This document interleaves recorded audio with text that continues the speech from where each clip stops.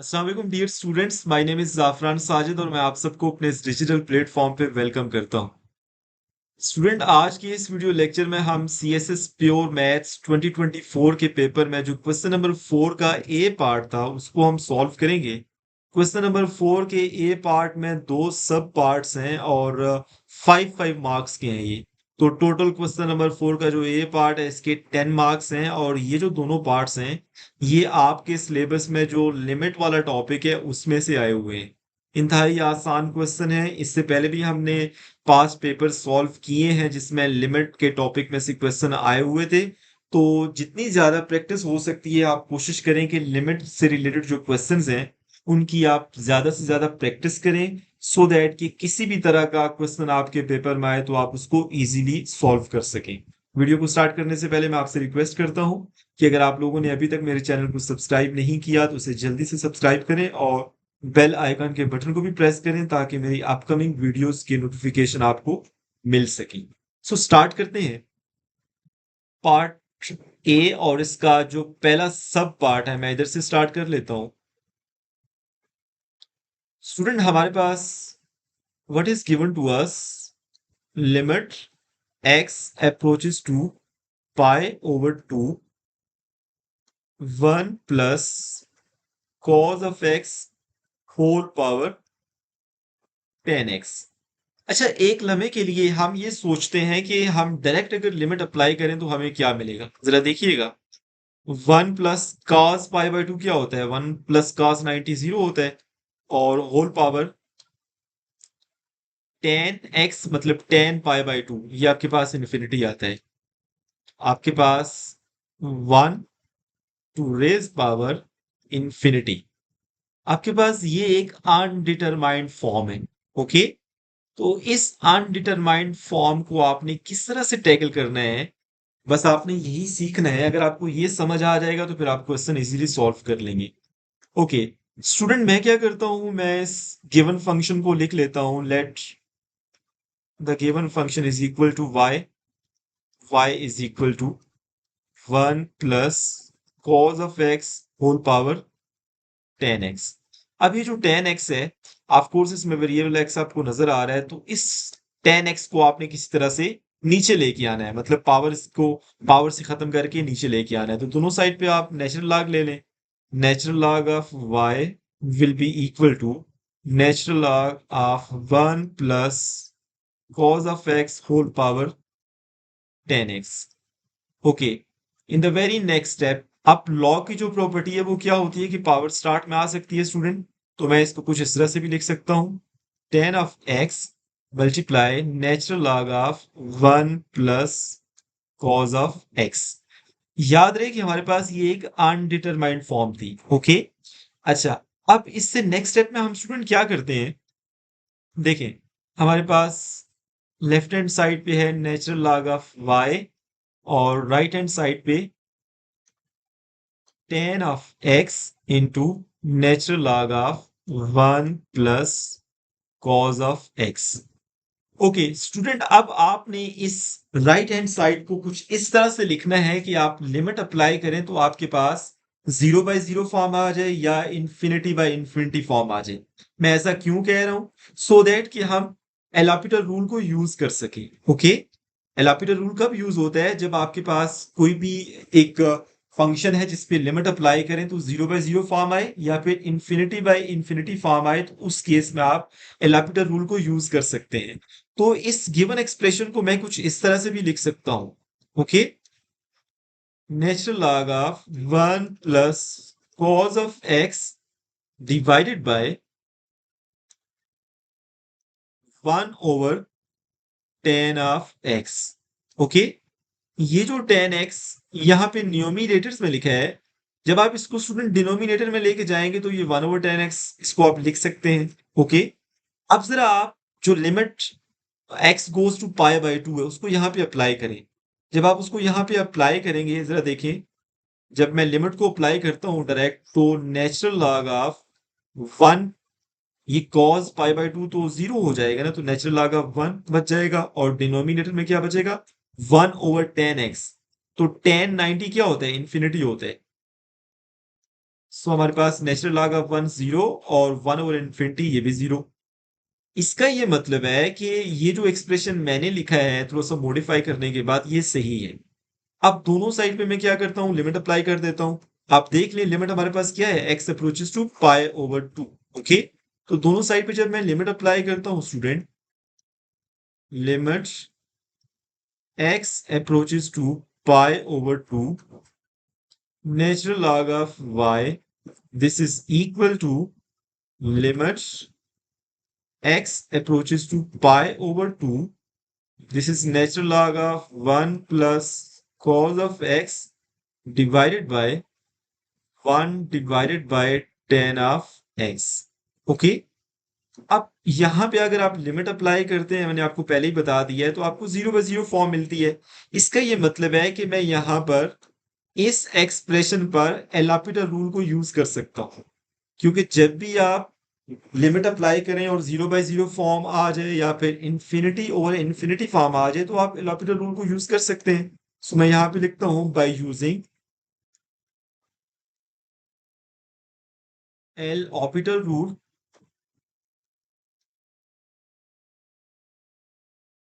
अब L Hôpital rule क्या कहता है कि आप इसका न्यूमिनेटर का सेपरेट डेरिवेटिव लें, फर्स्ट डेरिवेटिव, और डिनोमिनेटर का आप सेपरेट डेरिवेटिव लें। ओके, बाकी सारी टर्म्स वैसे रहेंगी। Limit x approaches to pi over 2, natural log of y, this is equal to, यहां पर भी लिमिट वैसे ही रहेगी, limit x approaches to pi over 2। अच्छा, यहाँ पे आप न्यूमिनेटर का डेरिवेटिव ले लें, तो natural log of 1 plus cos x है, इसका डेरिवेटिव लें, फर्स्ट डेरिवेटिव, तो 1 ओवर 1 प्लस कॉस एक्स, और अगेन 1 प्लस कॉस एक्स का डेरिवेटिव लें तो माइनस साइन एक्स आता है, क्योंकि 1 का तो 0 हो जाएगा ना, divided by 1 over ten x.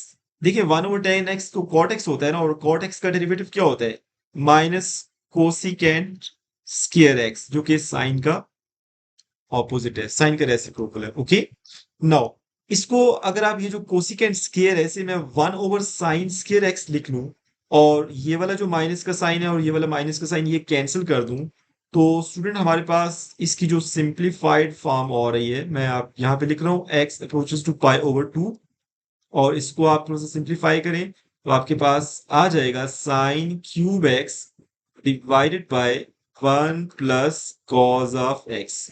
ये कैसे आया मैं बता रहा हूं, देखिए माइनस माइनस से कट किया, ये जो कोसिकेंट स्क्वायर एक्स है ये 1 ओवर साइन स्क्वायर एक्स के इक्वल होगा, और वो जो 1 ओवर साइन स्क्वायर एक्स है, जब अगर आप साइन स्क्वायर एक्स को ऊपर लेके जाएंगे तो फिर साइन क्यूब एक्स हो जाएगा over 1 plus cos x. Okay, और लेफ्ट साइड पे क्या है भाई हमारे पास, limit x approaches to pi over 2, natural log of y। Okay, now अगर स्टूडेंट, अब अगर आप लिमिट अप्लाई करते हैं राइट हैंड साइड में, तो देखिए ऊपर साइन पाई बाय 2 जो कि 1 के इक्वल होता है, 1 का क्यूब लेंगे तो 1 ही आएगा, और डिनोमिनेटर में अगर आप अप्लाई करते हैं limit x approaches to pi over 2, तो cos पाई ओवर 2 तो 0 हो जाएगा, और ये 0 प्लस 1 1 आ जाएगा। मतलब अब ये 0/0 फॉर्म नहीं आ रही, ना ही इंफिनिटी बाय इंफिनिटी फॉर्म आ रही है, तो अब आप लिमिट अप्लाई कर सकते हैं। No, this is very easy. अब आप लिमिट अप्लाई करेंगे तो x को रिप्लेस कर दें पाई ओवर 2 से, लेकिन यहाँ पे इस सारे का क्यूब भी है, और divided by 1 plus cos of pi over 2। अब देखिए साइन पाई बाय 2 1 होता है, 1 का क्यूब लेंगे तो वो भी 1 नहीं आएगा, डिवाइडेड बाय 1, और कॉस पाई बाय 2 0 होता है, तो फाइनली आपके पास आंसर क्या आ गया, इसका 1 आ गया। लेकिन ये हमारा फाइनल आंसर नहीं है। ओके, क्यों नहीं है, क्योंकि लेफ्ट हैंड साइड पे अगर आप ऑब्जर्व करें तो हमारे पास क्या है, x approaches to pi over 2, natural log of y, this is equal to 1। Okay, लेकिन आपको तो y की लिमिट चाहिए। देखिए ना, गिवन फंक्शन को आपने y बोला था ना, देख लें, ये जो गिवन फंक्शन था जिसकी आपने लिमिट फाइंड करनी थी, इसको आपने y बोला था, आपको तो y की लिमिट चाहिए, ना कि नेचुरल लॉग ऑफ y की।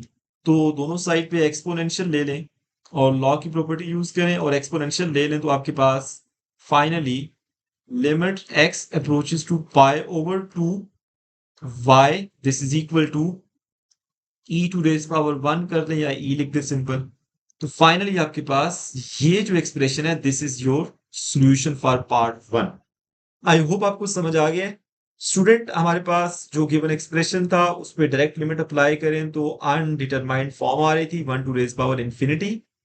उसके बाद हमने क्या किया, उससे बचने के लिए हमने दोनों साइड पे लॉग लिया, जो 10x पावर में लिखा हुआ था वो नीचे आ जाएगा। फिर आपने उस एक्सप्रेशन को थोड़ा सा मॉडिफाई करके लिखा। मॉडिफाई करने की जरूरत क्यों पेश आई, ताकि एल हॉपिटल फॉर्म वाला जो एक प्रोसीजर है उस तक हम पहुंच सकें। ओके, तो इस वजह से हमने उसको थोड़ा सा मॉडिफाई किया था, इस तरह से लिखा था। आप ये मॉडिफाई किया था मैंने, इसको ऐसे लिखा था। आप लिमिट अप्लाई करें, उसके बाद क्योंकि 0/0 फॉर्म आ रही है तो फिर हम एल हॉपिटल रूल को यूज करेंगे। और एल हॉपिटल रूल आप यूज करने के बाद इसको थोड़ा सिंप्लीफाई करें, लिमिट अप्लाई करें और लास्ट पे एक्सपोनेंशियल लें दोनों साइड पे, ताकि ये लॉग और ई कैंसिल हो जाए। एक्सपोनेंशियल और लॉग कैंसिल हो जाए लेफ्ट साइड पे, और राइट साइड पे ई की पावर 1 आ जाएगा, मतलब ई आ जाएगा। So this is your solution for part 1। Let's talk about part 2। Part 2 में यहाँ पे लिख रहा हूँ स्टूडेंट, हमारे पास जो पार्ट 2 है that is limit x approaches to 0 1 over sine of x minus 1 over x। इसको आपने एवेल्युएट करना है, बहुत इजी है। अगर आप डायरेक्ट लिमिट अप्लाई करें तो देखें 1/0 आएगा, माइनस 1/0, ये तो अनडिफाइन हो जाएगा, इससे तो हमने बचना है।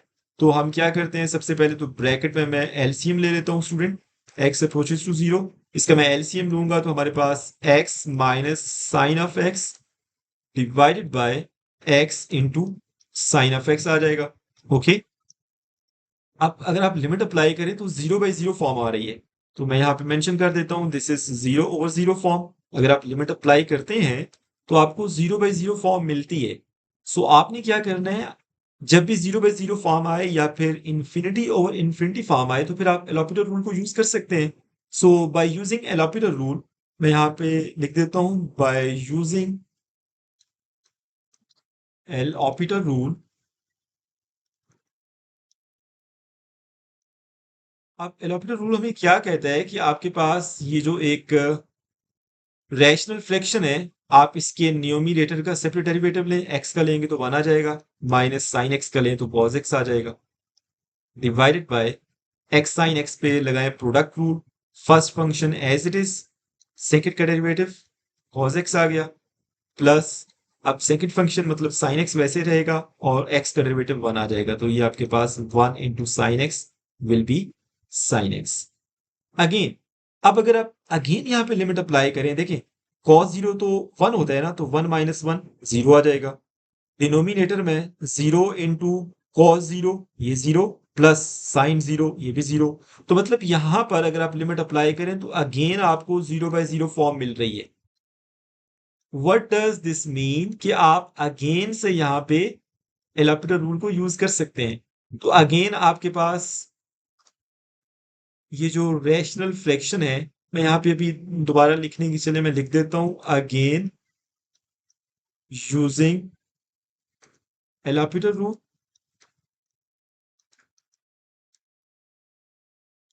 Okay, limit x approaches to 0 will be same.